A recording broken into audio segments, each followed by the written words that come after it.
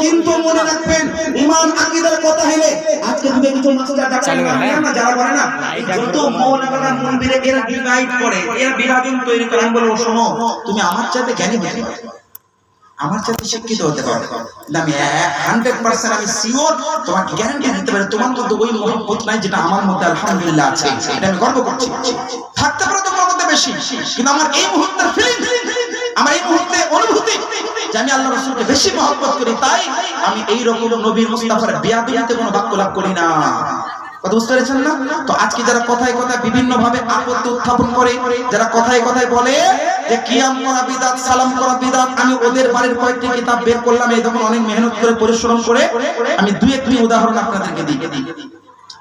এই যে একটা কিতাব দেখছেন আল ইহতিবা আলা মাসআলাতিল ইস্তিবা, এই বইটার নাম কি? আল ইহতিবা আলা মাসআলাতিল ইস্তিবা। এই বইটার লেখক কি জানেন? আহলে হাদিস ভাইদের বাবা হুজুর নওয়াব সদিক হাসান খান। কি নাম? নওয়াব সদিক হাসান খান। এই ব্যক্তি লিখেছে কিতাবের মধ্যে আল্লাহ পাক দেখে, আল্লাহ শুনে, আল্লাহ হাসতেও পারে, আল্লাহ ঠাট্টাও করতে পারে, আল্লাহ মজাকও করতে পারে। ওর নাউজুবিল্লাহ, আল্লাহ মজাক করে? কি বলছে? খালি দেখুন, বলেন না যে হুজুর আপনারা এই কথা বলছেন, আমি খালি দেখাচ্ছি আপনাদেরকে যেটা কি কি কথা লিখেছে, আগে দেখুন। এই দেখুন তাদের একটা লেখা কিতাব, দ্বিতীয় কিতাব বের করেছি। এই লেখকের নাম হচ্ছে আপনার ওই আহলে হাদিস ভাইদের শুধু বাবা হুজুর নয়, অনেক বড় ব্যাপার, বুঝতে পারছেন?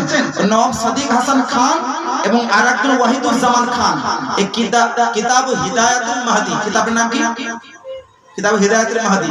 এই কিতাবের মধ্যে ওই আহলে হাদিস ভাইদের গুরু উনি কিতাবের 7 নম্বর পৃষ্ঠার মধ্যে কি লিখেছেন, আমি পুরো আন্ডারলাইন করেছি। এই বইটা অবশ্য আরবিতে। সে কি লিখেছেন?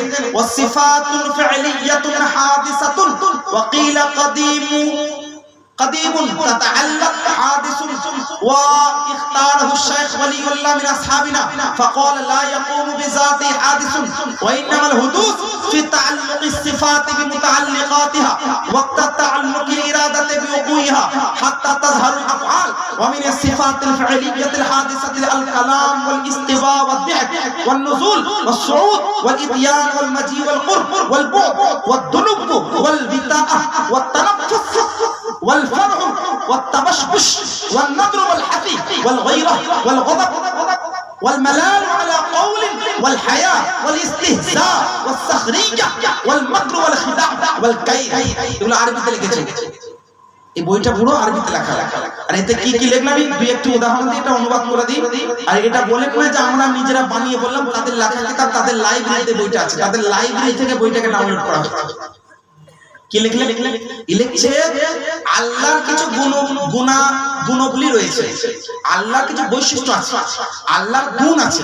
আল্লাহ কাদিম, যুগ যুগ ধরে আছেন, যুগ যুগ ধরে থাকবেন। কথাটা ভালো না খারাপ? ভালো। মানে এক বালতি দুধে যদি এক ফোঁটা প্রসাদ দিয়ে দেওয়া হয়, দুধটা পাক থাকবে না না পাক থাকবে? কি থাকবে?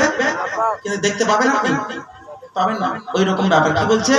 আল্লাহ পাক হচ্ছেন কাদিম, আল্লাহ যুগ যুগ ধরে আছেন, চিরদিন থাকবে। কথাটা খারাপ না ভুল? ভালো কথা। এবার প্রসাবটা কিভাবে করছে দেখেন।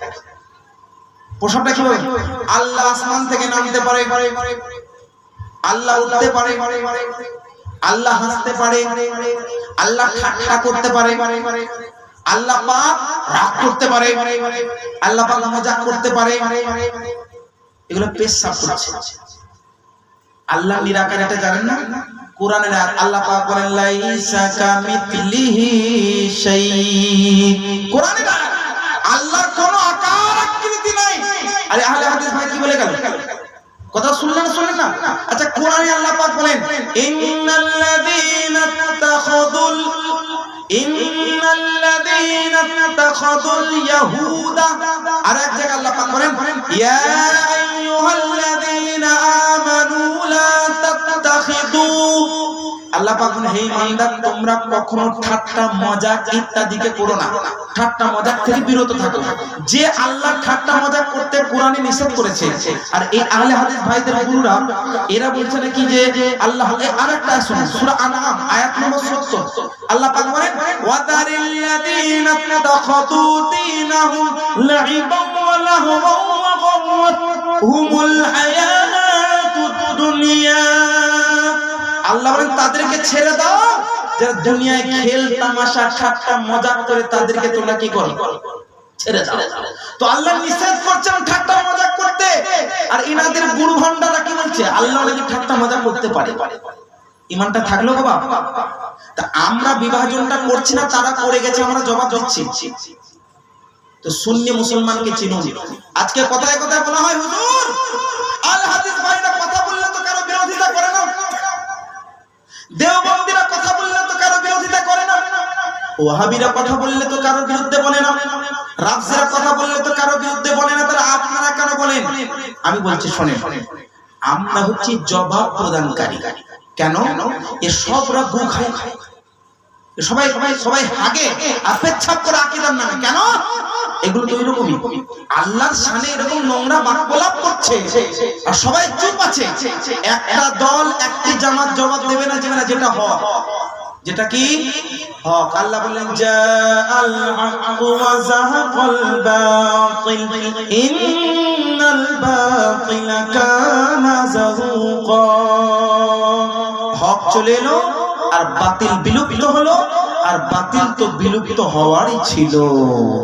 সুতরাং মনে রাখবেন, আজকের যুগে যারা বাতিল পন্থী, যারা কথায় কথায় কি করে এইরকম নোংরা বাদ আকীদা পোষণ করে আপনাদের মাঝে কোরআন হাদিসের সাহারা দিয়ে আপনাদেরকে ভুল বোঝায়, তাদেরকে চিনতে হবে না? হবে না?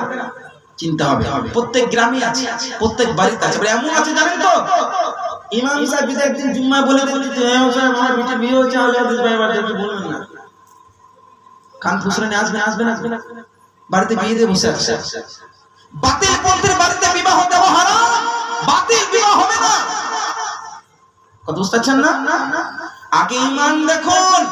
আল্লাহ রাসূল হাদিস শরীফের মধ্যে বলেন, একাধিক হাদিসের মধ্যে রয়েছে, আল্লাহ রাসূল বলেন তুকাহুন নিসাউ লিআরবা'i খিসাল, চারটি কারণে মহিলাকে বিবাহ করতে হয়। কয়টি কারণে? কয়টি কারণে? চারটি। লিজামালিহা ওয়া লিমালিহা ওয়া লিনাসাবিহা ওয়া লিদীনিহা ফাযাতাদ-দীন। সৌন্দর্যতার কারণে কাউকে বিবাহ করা হয়, তার সম্পত্তির কারণে বিবাহ করা হয়, তার বংশের কারণে বিবাহ করা হয়, আর ধার্মিকতার কারণে বিবাহ করা হয়। আল্লাহ রাসূল বলেন ধার্মিকতাকে প্রাধান্য দাও, প্রায়োরিটি দাও। মানে কেউ ধর্মীয় বেশি, ধার্মিক বেশি, ওই মহিলাকে তোমরা কি করো? প্রাধান্য দাও। এটা কে বলেছেন? আল্লাহ রাসূল। চারটি কারণে বিবাহ হয়, তার মধ্যে ধার্মিকতা যদি চারটাই থাকে তো মাশাআল্লাহ, সোনে পে সুহাগা। আর চারটের মধ্যে তিনটি না থাকে, একটা যদি থাকে, কোনটা? ধার্মিকতা, নামাজি হয়, পরহেজগার হয়, দিনদার হয়, তাহলে কি করো? আগে ওইটাকে প্রায়োরিটি দাও, ওইটাকে প্রাধান্য দাও। বুঝতে পেরেছেন? আল্লাহ রাসূলের হাদিস অনুযায়ী প্রাধান্য দিতে হয় ধার্মিকতাকে।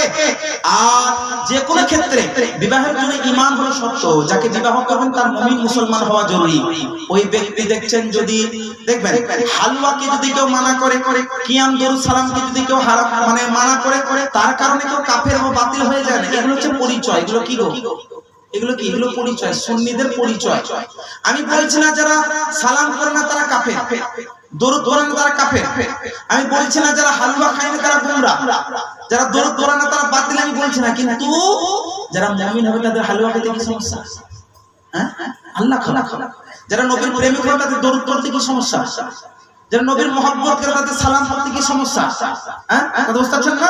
মানে যারা নবীর মহব্বতকারী ব্যক্তি হবে তাদের এগুলো পড়তে সমস্যা হবে না। যারা বাতিল হবে তাদের কি হলো সমস্যা?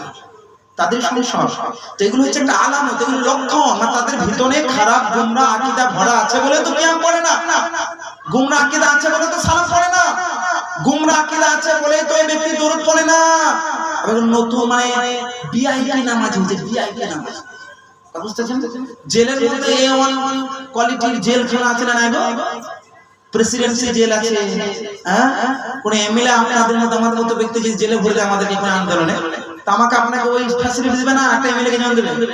অনুব্রত বাবার কি অবস্থা দেখুন না, খবর নিয়ে দেখুন। A1 ছিল। আমি কারো বিরোধিতা করছি না ভাই, কোনো পার্টি নিয়ে কথা বলছি না। ওনার মানে বিজেপির অনেক বড় বড় নেতা আছে যারা জেলখানায় ঢুকেছে পড়ে A1 ফ্যাসিলিটি পাচ্ছিল, পাইনি। হ্যাঁ, সব পার্টির পার্টির কোনো কথা নাই, যারা একটু দেখুন নামি দামি ব্যক্তি তাদের বিরাট ব্যাপার আছে না নাই? কি গো আছে না নাই গো? হ্যাঁ কি না জোরে বলুন, না বলে আমার কথা আগে বাড়াই না। তো বুঝতে পারছেন না? তো ফ্যাসিলিটির ব্যবস্থা আছে না নাই? তো বিষয়বস্তু হলে এটা আমি আপনাদেরকে যেটা বোঝাতে চাই, আপনাদেরকে আমি যেটা বলতে চাইছি সে বলাটা হচ্ছে আজকের যুগে কিছু মানে এই ক্যাটাগরির ভিআইপি নামাজি, যে ভিআইপি নামাজি টুপিকে মানে কিছুই ধার দেয়, টুপি পরে কি করে এমনি নামাজ পড়া, মানে স্ট্যান্ডার্ড নামাজি ভিআইপি নামাজি টুপি খুলে দিচ্ছে মিলে। আরে টুপি কই? টুপি না হলে তো নামাজ হবে কি? আমি আমি আমি ভুল কথা বলছি না, বাস্তব কথা বলছি আপনাদেরকে। হ্যাঁ কথা বুঝতে পারছেন না? আমার কথা অনেক অনেক মরিচের মতো লাগতে পারে অনেক ভাই, সে লাগতে পারে। আল্লাহ রসুলকে তাইফে নওজওয়ানরা ঢিল মেরেছে, আমরা কি? আমরা তো গোলামের গোলাম। হ্যাঁ রসুলের পাককে ঢিল মেরেছে, রক্তাক্ত করেছে, আমরা কি? রসুলের তো গোলামের গোলামের গোলামের গোলামের গোলামের পায়ের ধুলোর ন্যায় নয়। আমাদেরকে তো বলবেই, ওগুলো আমি মাইন্ড করি না, যাকে খারাপ লাগুক টক লাগুক ঝাল লাগুক, এটা বাস্তব। কিছু নামাজি মেরেছে, ভিআইপি নামাজি টুপিকে কিছু ধার ধারে না। আমি বলছি না কেউ হয়তো বাইরে বাজারে শহরে গিয়েছেন টুপি ভুলে গেছে, সেটা আলাদা বিষয়, আপনি নামাজ পড়েন তাতে কোনো অসুবিধা নেই, স্ট্যান্ডার্ড ভাবে টুপি নিয়েই যায় না। বুঝতে পারছেন? আবার আরেক কোয়ালিটি আরো এক ধাপ আগে গেছে, আরো এক ধাপ, মানে ও ভিভিআইপি, শুধু ভিআইপি না, ভিভিআইপি, বুঝছেন না? ও ভিভিআইপি। তো ও আবার কি হচ্ছে, নামাজে কি হইলেন আপনাদের মসজিদে এরকম দেখবেন আছে, নাই নয় আছে মনে হয়, না থাকাই ভালো, আর থাকতেও পারে। আপনি নামাজ পড়েন, সালাম করলেন, আসসালামু আলাইকুম ওয়া রাহমাতুল্লাহ, আসসালামু আলাইকুম ওয়া রাহমাতুল্লাহ। ইমাম সাহেব আপনারা সবার করলেন, আপনি দোয়া করেন না করেন না? ও বেটা বলে বিরাট বড় ফকির বাবা, তাসবিহ মানে বিরাট, মানে আপনারা হারাম কাজ করছেন, মানে আপনারা ভুল করছেন, ও বিরাট বড় আল্লামা, ও তাসবিহ গুনছেন, মানে ভিভিআইপি নামাজি। যদি জিজ্ঞেস করা হয় যে why do you not this, why do you not this, কেন করছেন এটা, সে কি বলে জানো? এটা বিদআত। দোয়া কি হাত দিলে মন থেকে দোয়া হয়, দোয়া কি হাত তুলে হয় না? ওকে কি উত্তর দেবেন? আরে বেটা হাত তুলেই যদি দোয়া হয় না, উত্তর পেলেন না?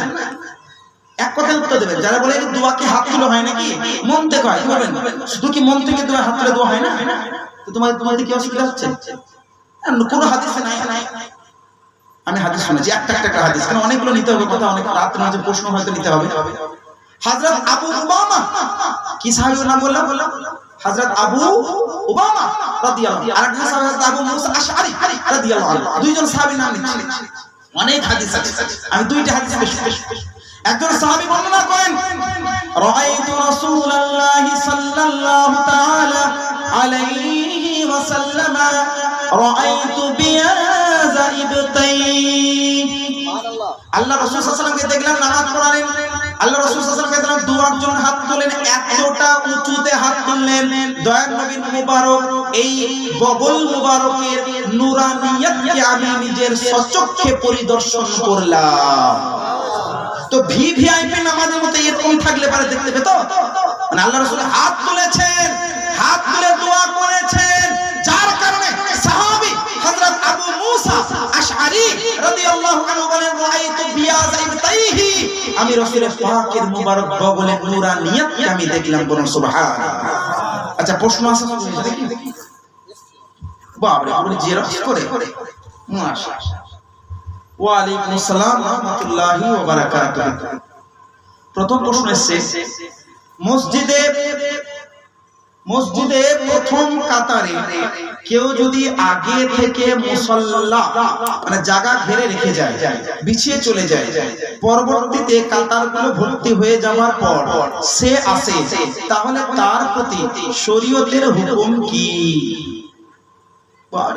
ভিভিআইপি থেকে বিরাট মনে রাখবেন, আল্লাহ রাসূল সাল্লাল্লাহু আলাইহি সাল্লাম ইরশাদ করেন, আমি একটু এই বিষয়টা একটু লম্বা করছি, মানে এই সমস্যাটা অধিকাংশ জায়গাতে আছে। তিনটি হাদিস পেশ করছি, একটা হাদিসের তিনটি অংশ, সহিহুল বুখারীর হাদিস। আল্লাহ রাসূল বলেন, জান্নাতি কিছু ব্যক্তি এমন হবে যাদের চেহারাটা সূর্যের মতো চমৎকার হবে, মানে একদম ঝকঝকে। তো অনেক ব্যক্তি তাকে জিজ্ঞাসা করবে, তোমার এত সুন্দর কেন ঝকমকে তোমার চেহারাটা, তুমি কি আমল করতে দুনিয়াতে? তো সেই ব্যক্তি বলবে যে আমি যখনই আজান হওয়ার সময় হতো, মানে নামাজের যখন আজান হওয়ার সময় হতো, আমি আজানের আগে উজু করে মসজিদে চলে যেতাম। সেই জন্য আল্লাহ পাক আমাকে এরকম নুরানি চেহারা দান করেছে। বুঝতে পেরেছেন? আরেক কোয়ালিটির নামাজ হবে যে ব্যক্তি চেহারাটা চাঁদের মতো চমকাবে। কার মতো? চাঁদের মতো চমকাবে। তখন অনেক ব্যক্তিরা জিজ্ঞেস করবে তোমার এরকম চেহারা কেন? তখন সে বলবে আসলে যেমনি আজান হতো আমি সঙ্গে সঙ্গে মসজিদে দৌড়াতাম। এরপর সে কি করতো আজানের আগে, আর এই কি করতো যেমনি ভাবে আজান হতো আর আমি ছুটে চলে যেতাম নামাজ পড়ার জন্য। তো আল্লাহ পাক এরকম আমাকে রহমত দান করেছে। আরেকজন ব্যক্তি নক্ষত্রের মতো চমৎকার, তার চেহারা চমকাবে। তখন তাকে জিজ্ঞেস করবো অন্যান্য ব্যক্তিরা যে হুজুর আপনি কি করতেন দুনিয়াতে? তখন সে বলবে আমি নামাজের সময় হলে আমি মসজিদে চলে যেতাম। তো আল্লাহ পাক আমাকে এরকম নুরানিয়াত প্রদান করেছে। তো যে ভাইয়ের জায়গা ঘাড়েন ভাই, জায়গা ঘাড়লে মসজিদটা আপনার হয়ে যায় না। আপনি এই কাজটা করলে পরে এই নেকিগুলো অধিকারী হতে, এইভাবে জায়গা ঘিরে অন্য ব্যক্তিকে আটকানো হচ্ছে। মসজিদ সবার জন্য, এমএলএ হোক এমপি হোক, যে তাই মানে ইমাম সাহেব আর মুয়াজ্জিন সাহেব জায়গা ঘিরে নেবেন তা বলছেন, ওরা না গেলে নামাজি হবে, ওনাদের জায়গাতে থাকতে হবে। বুঝতে পারছেন না? বাকি এইভাবে জায়গা ঘেরা শরীয়তের দৃষ্টিভঙ্গিতে আপনার অপছন্দনীয় আমল, আর ওর কারণে অন্যান্য নামাজিদের যদি অসুবিধা, এটা নাজায়েজ হবে। আর আল্লাহ পাক কোরআনের মধ্যে বলেন ওমান আযলামু মিম্মান মানা মাসাজিদাল্লাহি আইয়ুযকারা ফিহা ইসমুহু ওয়া সাআ ফি খারাবিহা। আপনি হয়তো 8 ঘন্টা আগে জায়গা ঘেরেছেন আর মসজিদ ভরে গেছে, অন্য একজন ব্যক্তি হয়তো গেলে ওখানে জিকির করতো, কোরআন পড়তো, নামাজ পড়তো, তো তিনাকে বাধা দেওয়া হলো। আর কোরআন আল্লাহ পাক বলেন তার চাইতে বড় জালেম কি আছে যে মসজিদে কাউকে ইবাদত করতে বারণ করে। তো এই কোরআনের অধিকার ওই ব্যক্তি নাজায়েজ কাজ করলো, এরকম কাজ করা যাবে না। বুঝতে পারছেন না? মসজিদে যে আগে যাবে সে আগে বসবে, যে আগে যাবে সে আগে বসবে। এই নয় যে পেছনে হেঁটে যাও, এই আমার টুপি আছে, আমার পাঞ্জাবি আছে, আমি বয়স্ক না। বয়স্কদের সম্মান করুন, কারণ আল্লাহ নবী বলেন যেমনি ভাবে উম্মতির মাঝে আমার সম্মান, অনুরূপ ভাবে আমার উম্মতির মধ্যে যারা বৃদ্ধ তাদের সম্মান হবে তোমাদের মাঝে অতটুকুই। তো বয়স্ক মানুষদের সম্মান করুন। আর সব বয়স্ক, অনেক বয়স্ক চ্যাংড়ার থেকে বেশি বয়স, বুঝতে পারছেন না? বিভিন্ন জায়গায় আছে, ঠিক না? যারা আমার বাবা যান, দাদা যান, যারা নামাজি আছেন তাদের সম্মান করুন, রেসপেক্ট করুন। আমাদের রেসপেক্ট করতে হবে, তেনাদের সম্মান করা আমাদের কর্তব্য, রাসূলের হাদিস। বুঝতে পারছেন না? কিন্তু বাবা দাদাদেরকে একটু শিখতে হবে যে আপনি বয়স্ক হয়েছেন, আপনার অভ্যাসটা এরকম করতে। অনেকে কথায় কথায় গালি বলে বের করে, আল্লাহ বাঁচান। তো এরকম জায়গা ঘেরা কি নাজায়েজ, এরকম জায়গা ঘেরা যাবে না। আরেকটি হাদিস পড়ি, আল্লাহ রাসূল বলেন যে ব্যক্তি মসজিদে মানুষকে একদম সরিয়ে সরিয়ে শরীফে লাফিয়ে লাফিয়ে যায়, কিয়ামতের দিনে ওই ব্যক্তির অবস্থা ভয়ঙ্কর হবে। সুতরাং এইভাবে যাওয়া জায়েজ।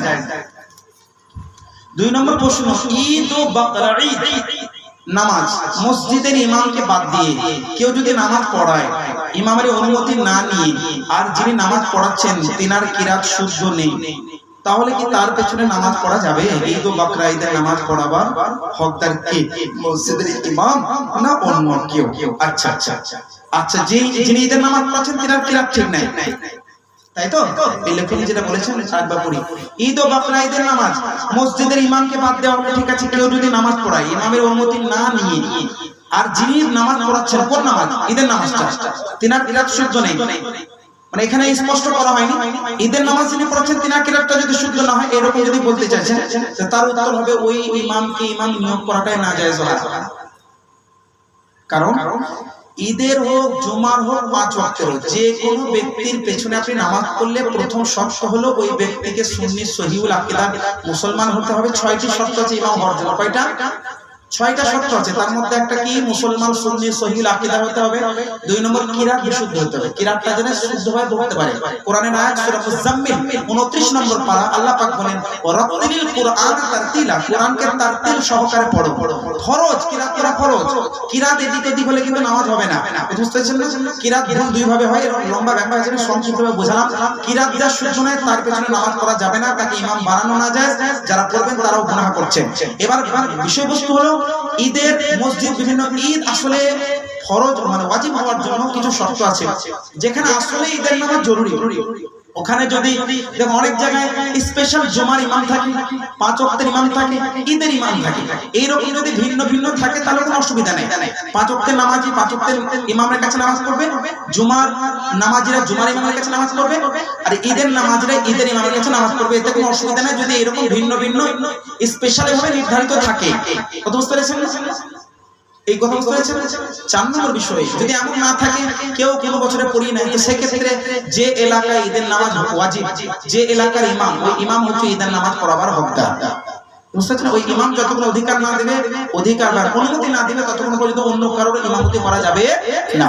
আশা করি বুঝতে পেরেছেন। ঈদ বা জুমার খুতবায় মেহরাবের কত নম্বর সিঁড়িতে বসবে? কেউ যদি বিনা কারণে মেহরাবের 3য় নম্বর সিঁড়িতে বসে, তাহলে তার প্রতি হুকুম কি, এটা ঠিক না ভুল? 3টেতেই পড়া যাবে, তবে মনে রাখবেন যে এই 3টে সিঁড়ি হওয়ার পেছনে কারণ আছে। আল্লাহ রাসূল সাল্লাল্লাহু আলাইহি ওয়াসাল্লাম প্রথম মেম্বারের উপরে মুবারক কদম রাখতেন। প্রথম মেম্বার মানে যেটা এখন আমরা 3 নম্বর বলি, ওটাই প্রথম। অনেকে ভুল বোঝেন, কারণ ওইটা হচ্ছে প্রথম অ্যাকচুয়ালি, ঠিক আছে?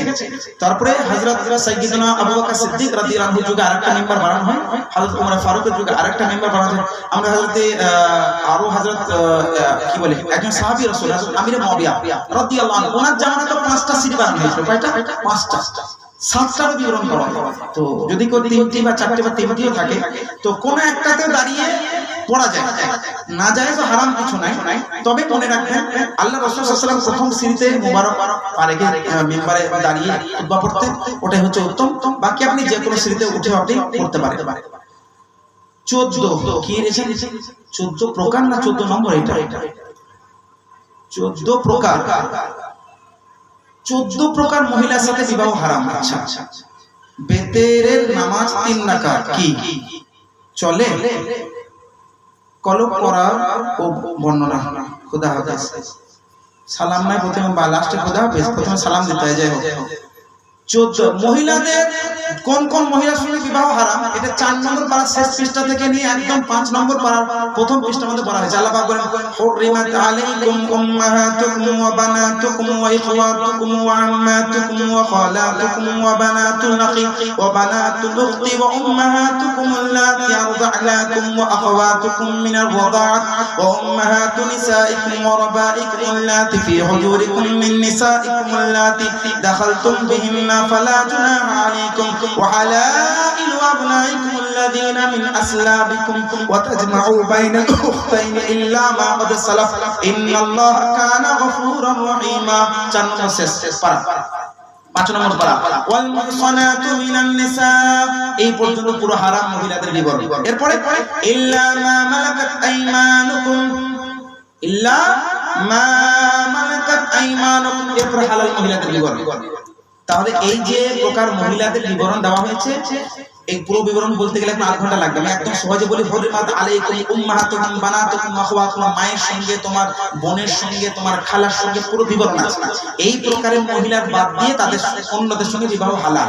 যেমন কারোর স্ত্রী তার স্বামী ইন্তেকাল করেছে, স্বামীর ইদ্দতে যতদিন আছে তার সঙ্গে বিবাহ করা হারাম। আল্লাহ পাক বলেন ওয়াল মুহসানাতু মিনান নিসা, এরপরে ইল্লা মা মালাকাত আইমানুকুম, এরপরে হালাল মহিলাদের বিবরণ আছে। তো কোরআনে যে সমস্ত মহিলাদের সঙ্গে বিবাহ হারাম, ওগুলো বাদ দিয়ে অন্য মহিলা, তাও আবার মুমিনা মহিলা হতে হবে, কাফেরা নয়, তবে হালাল। বেতের নামাজ 3 রাকাত, এই মর্মে আমার কয়েকটা ভিডিও আপলোড করা আছে, কয়েকটা লাইভ ভিডিওতে আমি বলেছি যে হাদিসে 1 রাকাতের ভিতরে, যে হাদিসে 2 রাকাতের ভিতরে, যে হাদিসে 3 রাকাতের ভিতরে, যে হাদিসে 5 রাকাতের ভিতরে, সবগুলো হাদিস আছে আর সবগুলোতে 3 রাকাত প্রমাণ করব ইনশাআল্লাহ। আমি বোঝার জন্য সবগুলোতে কত প্রমাণ হবে? 3 রাকাত। সে 1 রাকাত হাদিসে থাক, 2 রাকাত থাক, 3 রাকাত থাক, 5 রাকাত থাক, সব হাদিসের ব্যাখ্যা হলো কি? 3 রাকাত। আমি একদম অনেক প্রশ্ন আছে বলে আমি 1 মিনিটে বোঝাচ্ছি। আল্লাহ রাসূল কিভাবে নামাজ পড়তেন আম্মা জান আয়েশা রাদিয়াল্লাহু আনহাকে জিজ্ঞাসা করা হলো। মুসনাদ ইমাম আহমদ বিন হাম্বলের মধ্যে হাদিসটা আছে, সহিহ বুখারীর মধ্যে আছে। আম্মা জান আয়েশা বলেন ফি রমাদান আও গায়রি, রমজান এবং রমজান ছাড়া 8 রাকাত নামাজ পড়তেন। বিভিন্ন রিওয়ায়াতে 11 রাকাতের কথা। তো যেখানে 8 রাকাতের কথা, 3 রাকাত বিতর পড়তেন আর 8 রাকাত কি করতেন? তাহাজ্জুদ পড়তেন। 8 রাকাত তাহাজ্জুদ আর 3 রাকাত বিতর, 3 রাকাত প্রমাণ, 3 রাকাত প্রমাণ। এবার যেসব আহলে হাদিস ভাইরা একটা হাদিস দিয়ে আমাদেরকে বলে তোমরা 3 রাকাত বেতের কেন পড়ছো? আল্লাহ নবী বলেছেন মাগরিবের সঙ্গে বেতেরকে মিলিও না, মাগরিবের নামাজের সঙ্গে সাদৃশ্যতা রেখো না, বেতের নামাজ মাগরিবের নামাজের মতো নয়। এই হাদিসটা কোনো দলিল বলে? এই হাদিস থেকে কি প্রমাণ হচ্ছে যে বেতের রাকাত 3 রাকাত নয় বেতের নামাজ?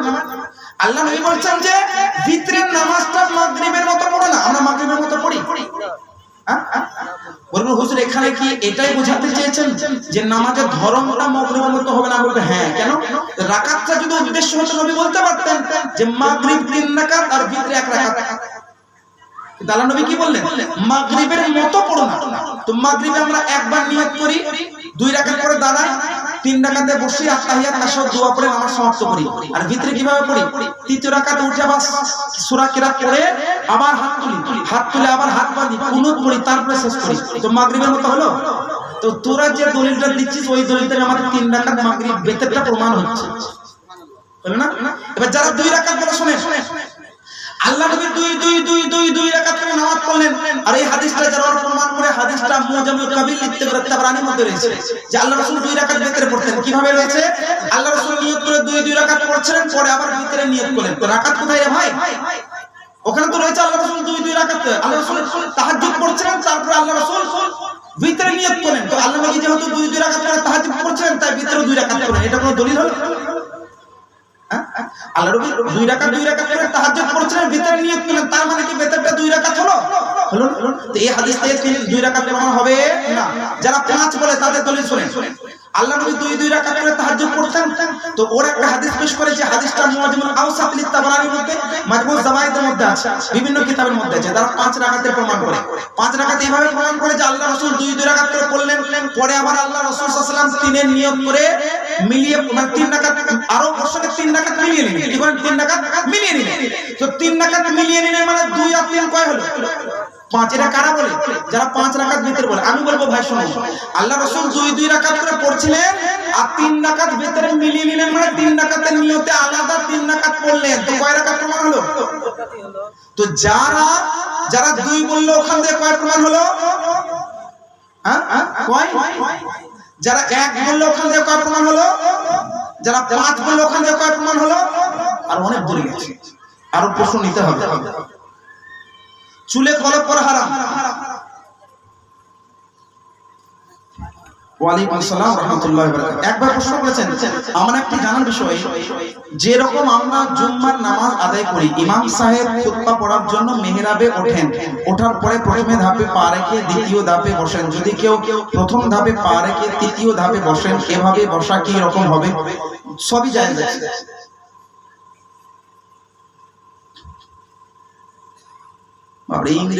ইংরেজিতে লিখেছেন বাংলা কথা।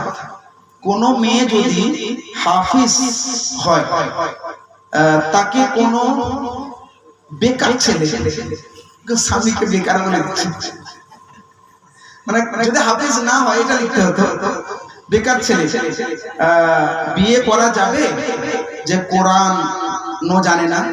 আচ্ছা যাই, প্রথমত একটা কথা বলি, কোরআন পড়া, জানা, নামাজ শেখা প্রত্যেক মুসলমানের উপর ফরজ। এইরকম ব্যক্তিকে বেকার বলে মানে ঠিকই বলেছে, ফুল কিছু নয়।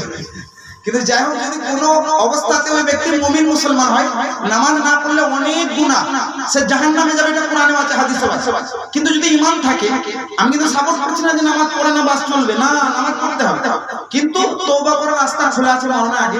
সেই জন্য বলছি, কোনো এরকম যদি বেনামাজি পড়েই যায়, ওই বোনকে বলবো যে অসুবিধা নেই, বিয়ে হয়ে যাবে, আপনারা ঘর সংসার করতে পারেন। আপনি যেহেতু হাফেজাকে বোঝান, সেখানে নামাজ পড়ান, কোরআন পড়ান, এটা একটা কর্তব্য। কিন্তু নিয়ম হলো যে কোরআন পড়া, শেখা, নামাজ পড়া, এটা প্রত্যেক মুসলমানের উপর ফরজ।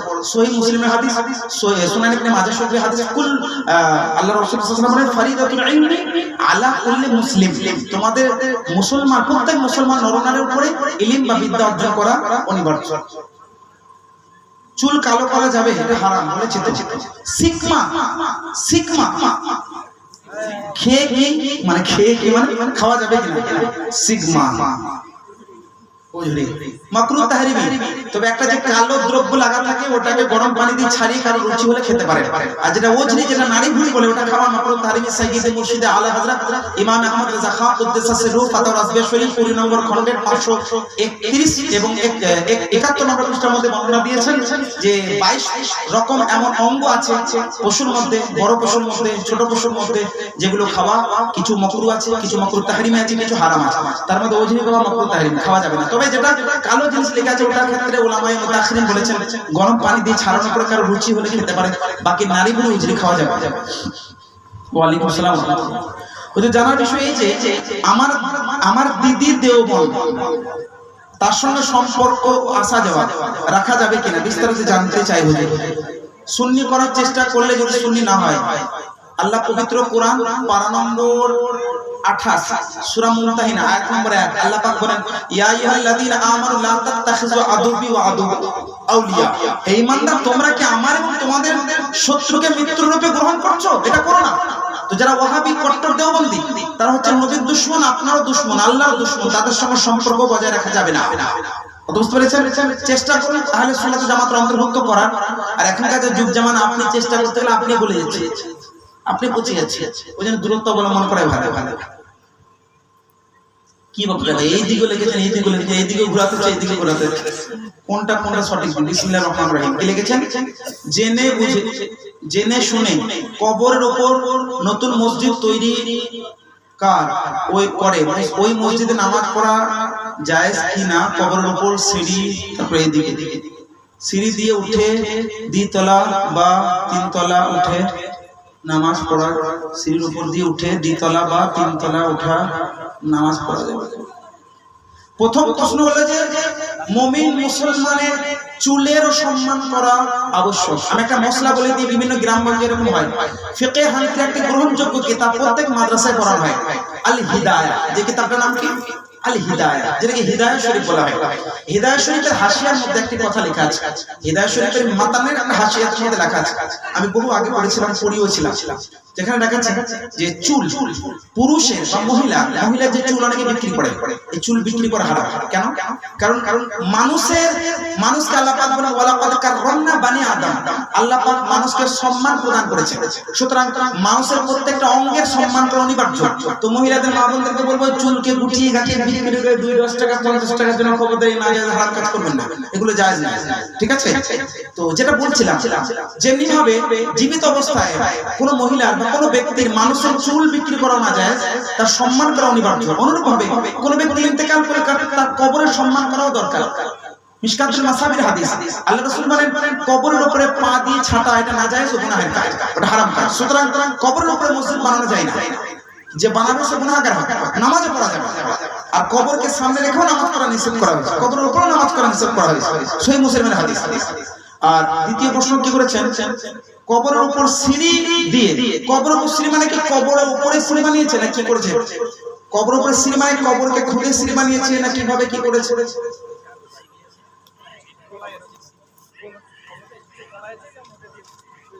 আচ্ছা, তো যাই হোক, কবরকে খুঁড়ে সিঁড়ি বানানো যাবে না। আপনারা কেউ চাইলে মাইক নিতে পারেন।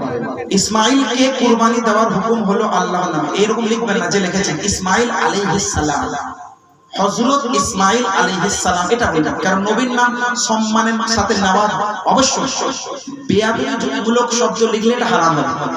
হযরত ইসমাইল আলাইহিস সালাম কে কুরবানি দেওয়ার হুকুম হলো আল্লাহর নামে।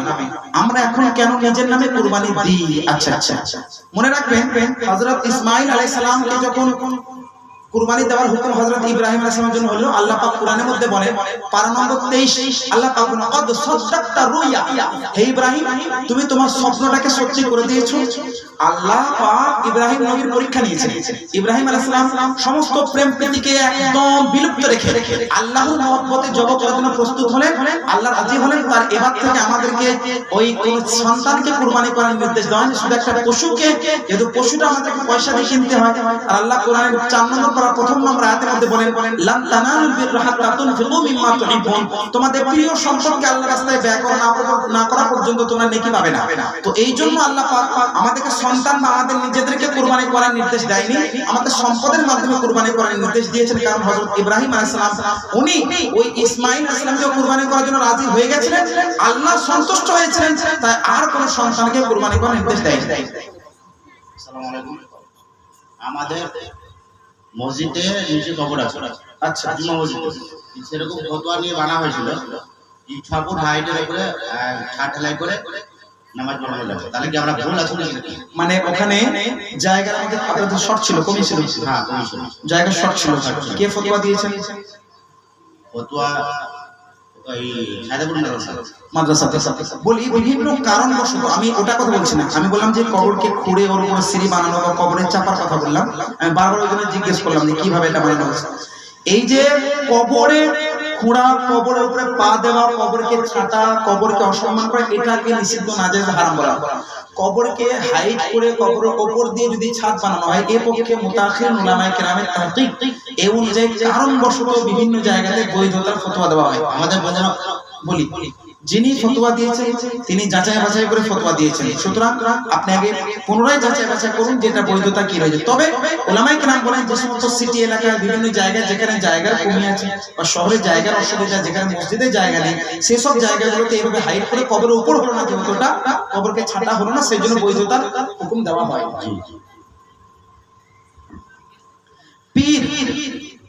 পীর দরবার সিজদা দেওয়া যাবে?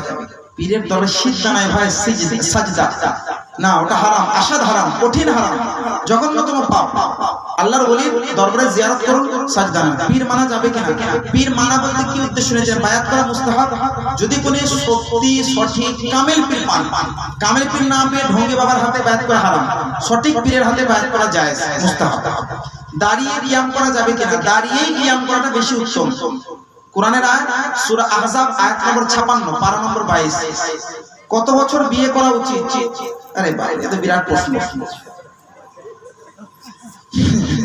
আসলে এটা ব্যাখ্যা করতে গেলে সময়ের দরকার, সময় আছে তো?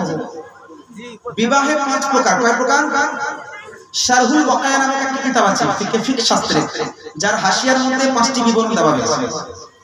5 প্রকারের বিবাহ ফাতোয়া রাজবিয়া শরীফের মধ্যে আলা হযরত রাদিয়াল্লাহু আনহু বয়ান করেছে। দেখুন বিবাহ সিস্টেম কি, যারা বাবারা আছেন অনেক ছেলে বিয়ে দাও বলছেন, বাবারা দেয় না। বাবাদেরও শিক্ষা নেওয়া দরকার আছে, আর ছেলেদেরও নিজেকে প্রতিষ্ঠিত হওয়া দরকার আছে।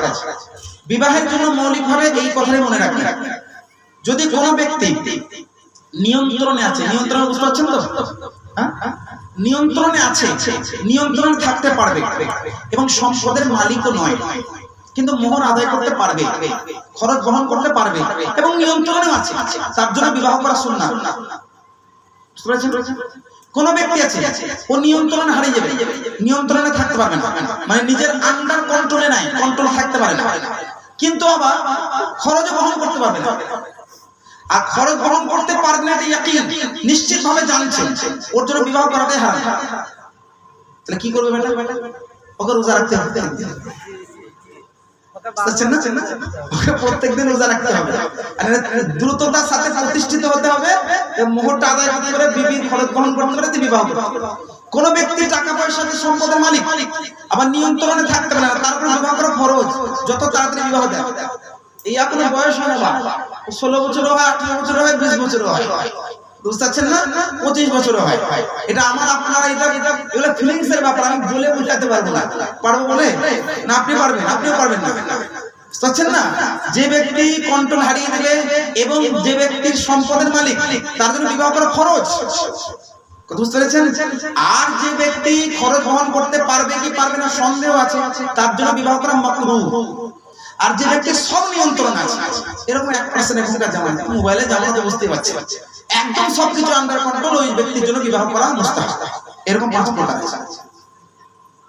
তো কত বছরটা অর্থ রাখে না বিবাহ করার জন্য, ওইটা হচ্ছে জরুরি যেটা বললাম। আসসালামু আলাইকুম। ওয়া আলাইকুম আসসালাম ওয়া রাহমাতুল্লাহ। আমাদের মসজিদের কিছু অংশ বাইরে পড়ে আছে, সেটা কি ঘিরতে হবে না কি? মসজিদের জায়গা, মসজিদ ওই জায়গাটাকে অসংরক্ষিত আছে, মানে এমন আছে কি ভবিষ্যতে ওটা কবজা করে নেবে বা রাস্তাতে পড়ে আছে, ওটাতে আগে সিজদা হয়েছে, সাজদাও হয়েছে, আর এখন মসজিদ ঘিরেছে তো ওটা নেন, ওটা লিডি, মানে আমাদের মসজিদটা সিজদা হচ্ছে, ওটাই জায়েজ না।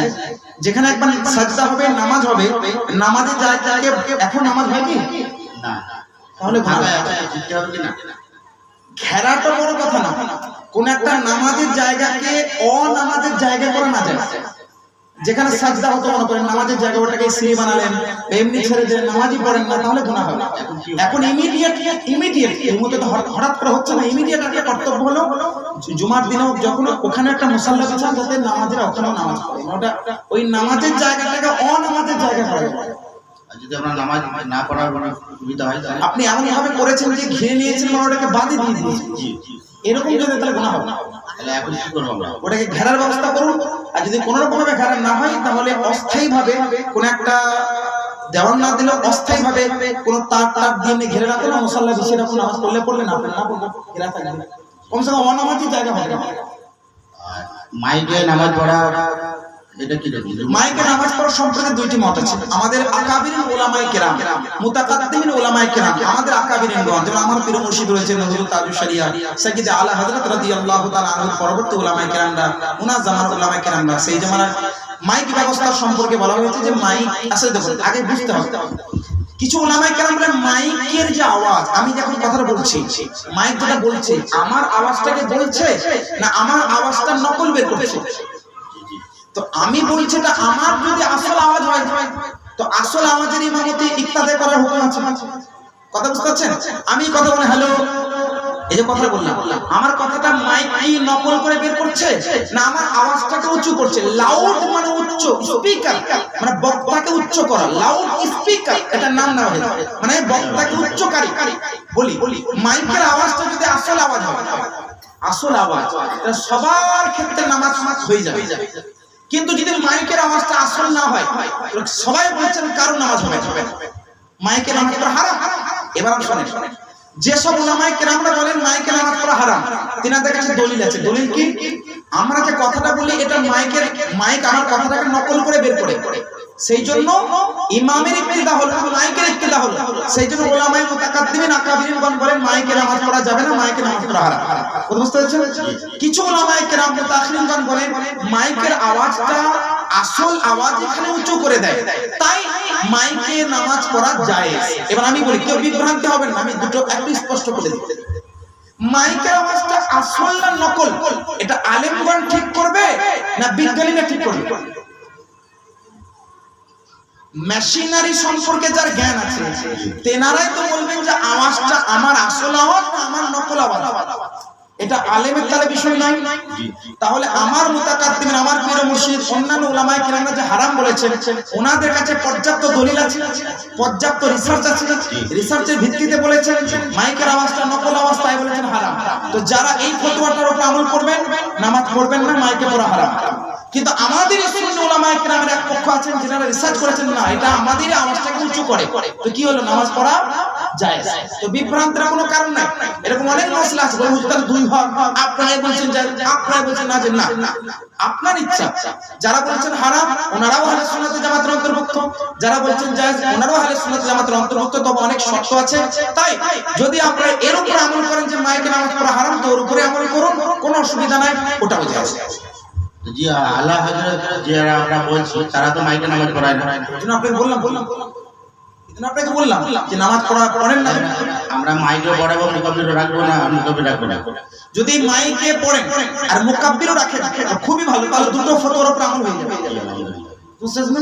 যিনারা মাইকে পড়া যাবে কি যাবে না এরকম এই আমাদের গ্রামের লোকে কোন রকম না, এরকম মারামারি করার কারণ নেই, কনফিউশনের কোনো কারণ নাই। আমি আপনাদেরকে বললাম, আমি যে কথাটা বলছি এটা আমার আসল আওয়াজটা কি বাড়িয়ে দিচ্ছে না আমি বললাম না তারপরে মেশিনে তৈরি হচ্ছে আমার আওয়াজটা দিয়ে বের করছে, এর থেকে ইজিয়ার করতে পারবো না।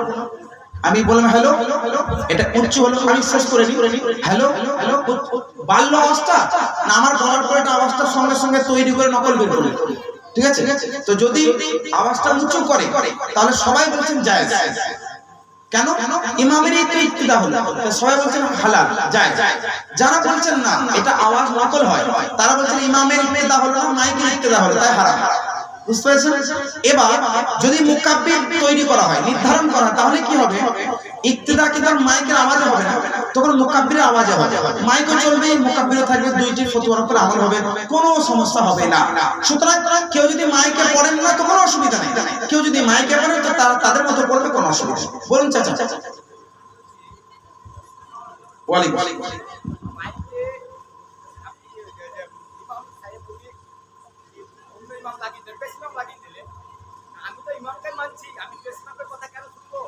আচ্ছা আচ্ছা, পেছনে ইমাম কেন কথা শুনছেন?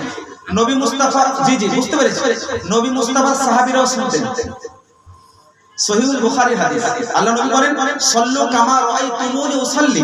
আল্লাহ নবী বলেন, চাচা জান শুনেন একটু, যে তোমরা ওইভাবেই নামাজ পড়ো যেভাবে আমাকে নামাজ পড়তে দেখছো। নবীর জামানাতেও মুকাব্বির সিস্টেম ছিল, মাইক সিস্টেম ছিল না। সুতরাং নবীর জামানাতে এইভাবে মুকাব্বির মানে ইমামের পিছনে আরেকজনকে মুকাব্বির মানে তাকবীর প্রদানকারী নির্ধারণ করা হতো। তো সুন্নাতের উপর আমল হলো। তাই আজকের যুগে যদি ওইটার উপর আরোই ভালো, কিন্তু ওইটা এখনকার যুগে মানে ওইটাতেই যথেষ্ট হচ্ছে না বলে মাইকটা বাধ্য, তো মাইকের জায়েজের ফতোয়া দেওয়া হচ্ছে। আমি যে মসজিদের পেশমাম, ওটা হচ্ছে 4 তলা মসজিদ। কয়তলা? 4 তলা। ওখানে প্রায় জুমার দিনে 5000-এর বেশি নামাজ পড়ে। তো ওখানে যদি মাইক ছাড়া নামাজ পড়ানো হয় তো শুনতে পাবে? হয় না? হয়তো না। ওই জন্য মাইকের ব্যবস্থা করুন, মুকাব্বিরের ব্যবস্থা করুন। যদি শুধু মুকাব্বির হয়ে যেত মাশাআল্লাহ, কোনো সমস্যাই নেই, হারাম হালালের কোনো সমস্যা আসবে না। যেখানে দরকার সেখানে মুকাব্বির। তো ওই জন্য মুতাআখিরিন উলামায়ে কেরাম বলেছেন জায়েজ, তাই জায়েজ আছে লাগাতে পারেন। কেউ যদি হারাম বলে তো ওটার উপর আমল করতে পারেন, কোনো অসুবিধা নেই। বুঝা গেল যে আমরা মুকাব্বিরের আগে মাইকে বলবো। হ্যাঁ, জি আলহামদুলিল্লাহ।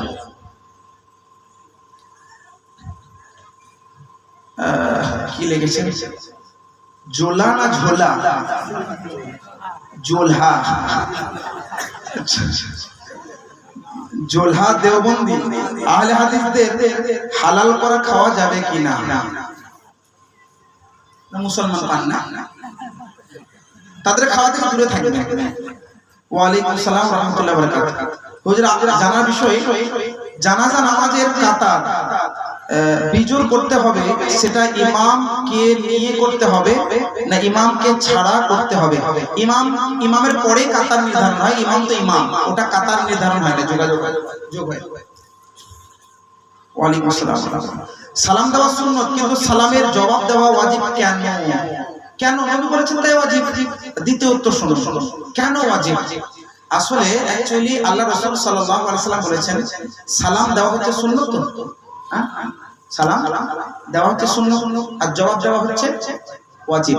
অ্যাকচুয়ালি সালাম কেউ যখন আপনাকে দিল, তো সে বলল যে কে আপনার উপরে শান্তির ধারা বর্ষিত হোক, সে আপনার জন্য দোয়া করলো না, আপনি কিন্তু আগে থেকে করলেন না, সে নিজে থেকে করলো। তো সে যখন আপনাকে করলো, আপনাকে জবাব দেওয়া দরকার। এবার এটা হলো আপনার যুক্তিযুক্ত দলিল। কেউ যখন আপনার কাছে এসে বলবে, আপনার তো কিছু বলা দরকার, এটা যুক্তি দিয়ে দলিল দেওয়া।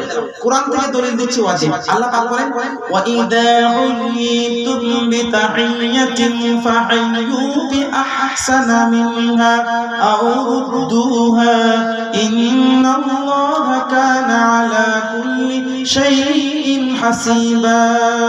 কোরআনের আয়াত।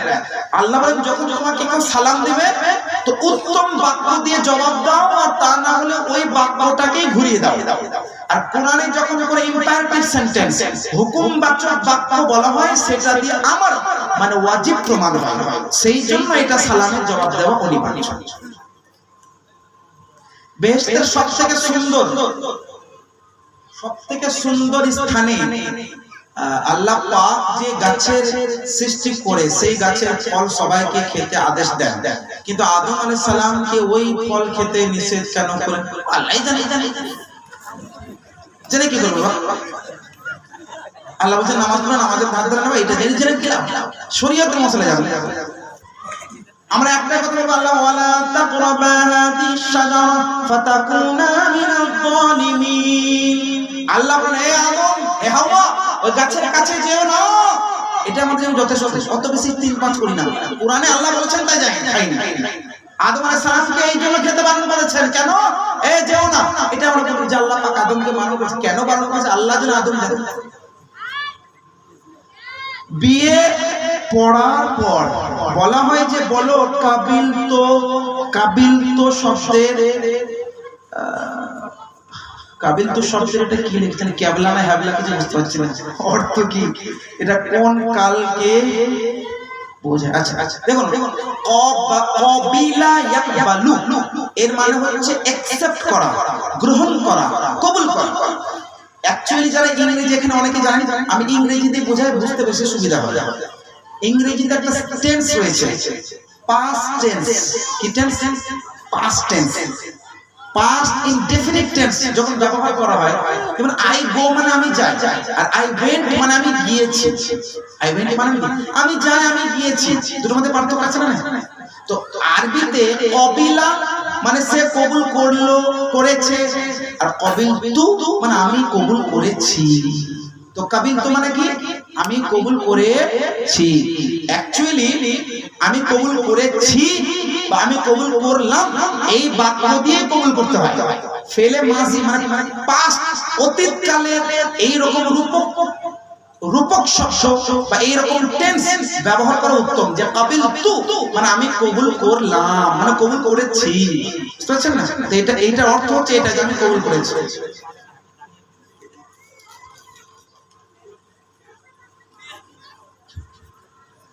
যদি এটা কি নানির মামির না নানির দন্ত ন না ম মুক্তি সাহেব দেখো তো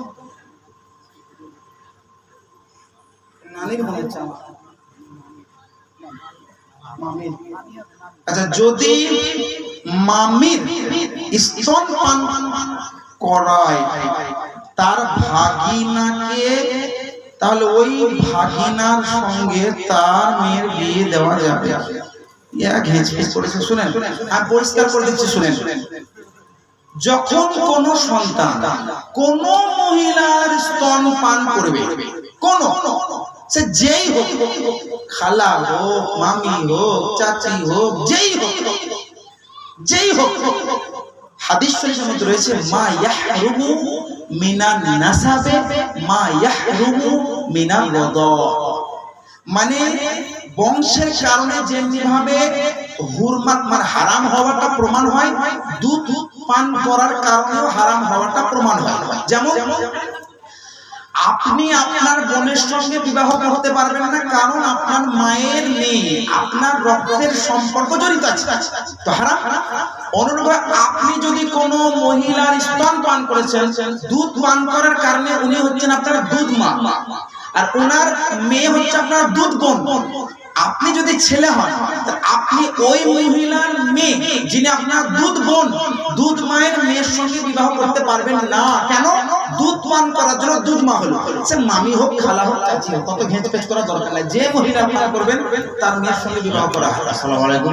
ওয়ালাইকুম আসসালাম। আমাদের মসজিদে বেশিরভাগই লোক ভিতরে ঘুমায়, তার ভিতরে মসজিদের ভিতরে ঘুমিয়ে পড়ে। এক নম্বর, দ্বিতীয় নম্বর হচ্ছে মসজিদের ভিতরে মানে গল্পে যেরকম হয়, আর মসজিদের ভিতরে ফটো ওখানে যাবে কেন? আচ্ছা, মনে রাখবেন, প্রথম প্রশ্ন হলো মসজিদ ইবাদতের জন্য, ঘুমার জন্য না। এবার কোন সময় ইবাদত করতে করতে কোনো ব্যক্তি ভুলে পড়ে গেল, সে বিষয় আলাদা।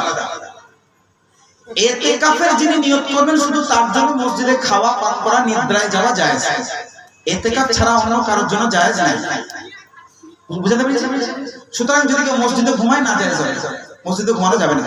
দুই নম্বর, মসজিদে বাক্যলাপ করাটা কিয়ামতের একটি আলামত। আর হাদিস শরীফের মধ্যে রয়েছে যেমনি ভাবে ইয়াহতুবুন নার আল হাতাব, যেমনি ভাবে আগুন কাঠগুলোকে পুড়িয়ে দেয়, ওই রকম মসজিদে বাক্যলাপ করলে মানুষের নেকিগুলো ওইভাবে জ্বলে ছারখার হয়ে যায়। সুতরাং মসজিদে বাক্যলাপ করা হারাম, হারাম, হারাম, আর কিয়ামতের আলামত।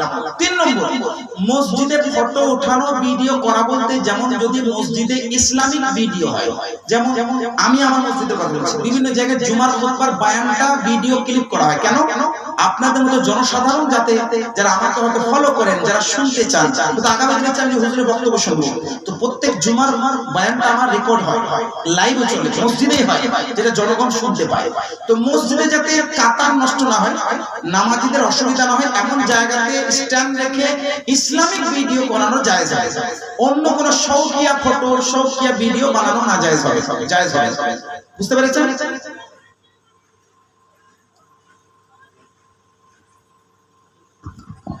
আপনাদের আর কাউরি কোনো প্রশ্ন আছে তো প্রশ্ন করতে পারে, মাইক থাকবে, মাইক নিতে পারে। এদিকে আসেন, মাইক নিয়ে যার প্রশ্ন আছে দেখুন, নিরপেক্ষ দৃষ্টিভঙ্গি রেখে প্রশ্ন করারও চেষ্টা করবেন, বিবাদ সৃষ্টি না করার প্রশ্ন করার চেষ্টা করবেন।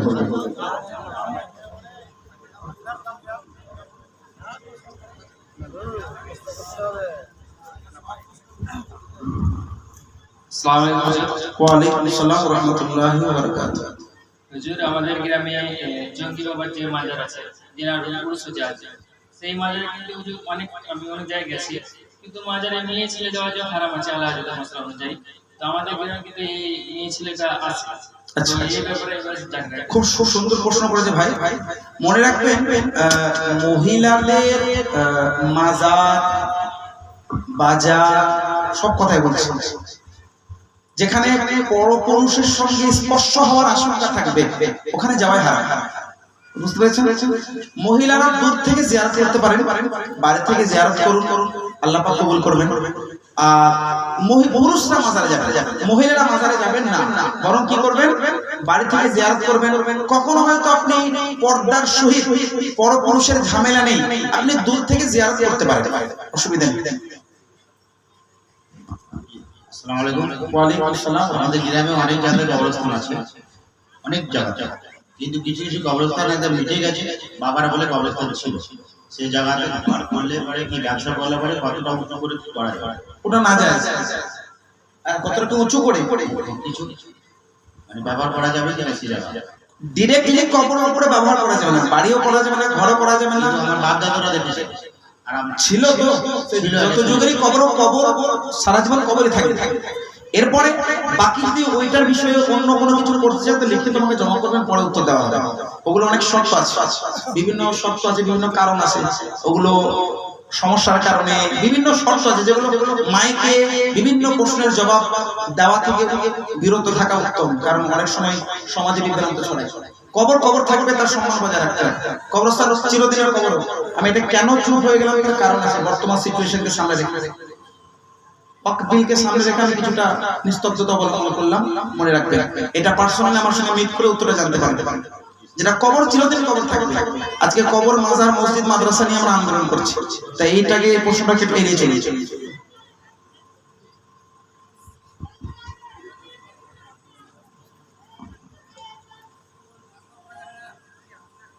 কবরের উপরে করা যাবে না।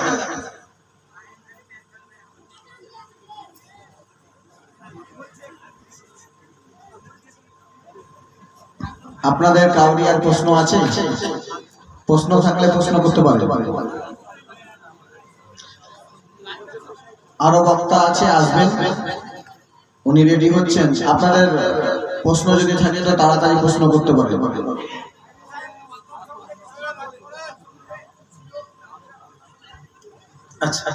আচ্ছা যারা ওয়াকফ সম্পর্কে জানতে চেয়েছেন, আমি অল্প স্বল্প দু একটা শব্দ বলি। আসলে ওয়াকফ এই শব্দের অর্থ হলো কোন জিনিসকে আপনার নিজের মালিকানা থেকে আল্লাহর মালিকানা ভুক্ত করা। সবই তো আল্লাহ মালিক। দুনিয়ার দৃষ্টিতে আল্লাহ কাউকে হয়তো বাহ্যিক মালিক বানিয়েছে। আপনি 10 কাঠা জমির মালিক, তো 10 কাঠা আপনি মসজিদের জন্য দান করে দিলেন, মাদ্রাসার জন্য দান করে দিলেন, ইয়াতিমখানার জন্য দান করে দিলেন, কবরস্থানের জন্য দান করে দিলেন। এই যে আপনি আল্লাহর মালিকানা ভুক্ত করলেন, এইটাকে বলা হয় ওয়াকফ। আর এটা আমাদের পূর্বপুরুষরা এরকম করেছেন, এত করেছেন, আমাদের অল ওভার ইন্ডিয়াতে 9 লক্ষ সম্পত্তি আছে। কত? এমনি কি চোখ লাগছে মোদি? 9 লক্ষ সম্পত্তি আছে। সেনার পরে, রেলওয়ের পরে সব থেকে বেশি সম্পত্তি আলহামদুলিল্লাহ আমাদের ওয়াকফ বোর্ডের কাছে আছে।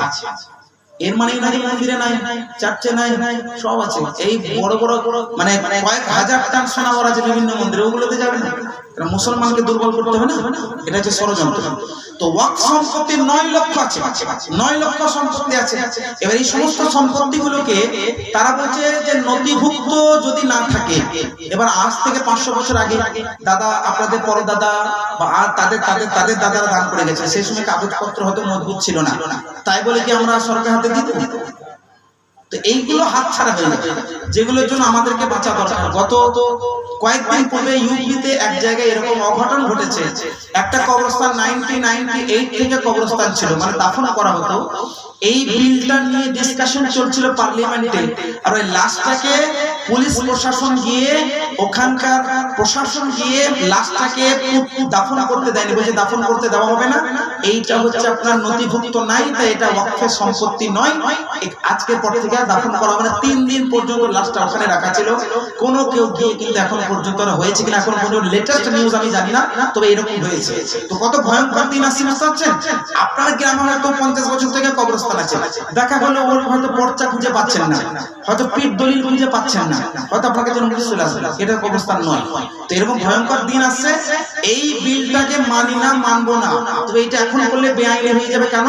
রাষ্ট্রপতি স্বাক্ষর হয়ে গেছে, আইন হয়ে গেছে। এখন একটাই উপায়, পুলিশ প্রশাসনের কাছ থেকে পারমিশন নিয়ে শান্তি সম্প্রীতিকে বজায় রেখে আন্দোলনে নামুন, আন্দোলনের মাধ্যমে এই বিলটাকে ফেরত নিতে বাধ্য করা যাবে।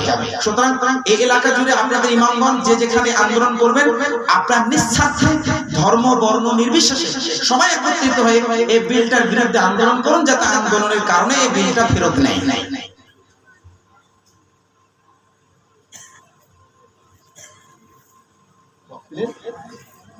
আচ্ছা, আগামীকালকে মুরারোয়ে আন্দোলন আছে, সেটা খবর পেলাম। কয়টা সময়? সকাল 8টা। যদি কেউ না ঘুমিয়েছেন, ঘুমাবেন না, জলসা শেষে একদম ডাইরেক্ট ওখানে যান, এটা আপনাদের কর্তব্য, দায়িত্ব। 8 ঘন্টার জন্য যান, পরে এসে ঘুমাবেন বাড়িতে। একদিন দরকারের কাজ বন্ধ করে দিন, আল্লাহ ওই ওসিলাতে হয়তো 2 দিনের রোজগার আল্লাহ দান করবেন। সবাই যাবেন, সব ব্যক্তিকে বলবো, সব ব্যক্তিকে, মাস্টার ডক্টর নওজওয়ান সব হাজির হন, শান্তি সম্প্রীতির সাথে সবাই এখন যোগ দিন। আর মুরারোয়ের এই আন্দোলনকে কামিয়াব করুন, যাতে বীরভূমের পুরো মিডিয়া আপনাদের এখানে একদম সেই চাক মৌমাছির মতো চলে আসে, আর পুরো একদম ভারত সরকারের কান পর্যন্ত খবর দিয়ে দেয় যে মুরারোয়েবাসীরা, সমগ্র এলাকার মুসলিম জনতা এবং হিন্দু ভাই যারা দেখছেন লাইভটাকে দেখবেন, সমস্ত ধর্ম বর্ণ নির্বিশেষে সবাইকে আমি ইনভাইট করব, এই আন্দোলনটাকে কামিয়াব করুন। আগামীকাল মুরারোয়ে সকাল 8টার সময় সবাই যান, আন্দোলনটাকে কামিয়াব করুন। আর এটা আমি আপনাদেরকে রিকোয়েস্ট করব, নম্রভাবে বিনয়ের সাথে অবশ্যই আপনারা আন্দোলনটাকে কামিয়াব করুন। আল্লাহ পাক আমাদের সকলকে এই ধরনের আন্দোলন করার আর ইসলামের উপর আমল করার তৌফিক দান করুন। আমিন। আখিরু দাওয়ানা আলহামদুলিল্লাহি রাব্বিল আলামিন। নারে তাকবীর, নারে রিসালাত, নারে রিসালাত, নারে হায়দারি, নারে হায়দারি, মাসলাকে আলা হযরত, মাসলাকে আলা হযরত, মাসলাকে আলা হযরত, নারে তাকবীর, নারে রিসালাত, হযরত আল্লামা মাওলানা মুফতি গুলজার আলী মিসবাহি সাহেব কিবলা, নারে তাকবীর, নারে রিসালাত।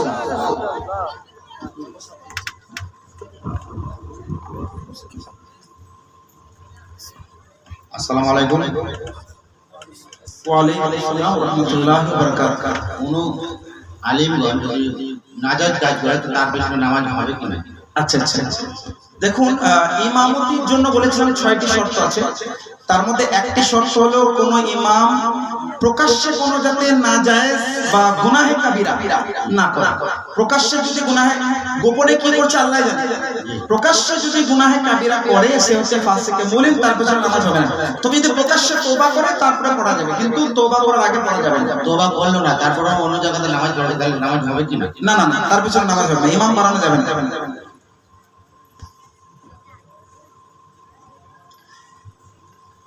ইনশাআল্লাহ। আসসালামু আলাইকুম। ওয়া আলাইকুম আসসালাম ওয়া রাহমাতুল্লাহ। আমার বোনের বিয়ে দিয়েছিলাম আজ থেকে প্রায় 8-10 বছর আগে। এদিকে আসেন, এদিকে। প্রথমে আমি একটা কথা বলতে চাচ্ছি, জান মশলাটা ক্লিয়ার করার আগে বলছি, ইমাম রাখলে পয়সা দিতে হবে বাবা। ইমাম রাখুন আলেমকে, যোগ্য বিজ্ঞ আলেম দিনকে, যেমন আপনাদের মুফতি আব্বাস উদ্দিন সাহেব আছেন, মাশাআল্লাহ আলহামদুলিল্লাহ সুন্দর একজন ইমাম। এরকম ইমাম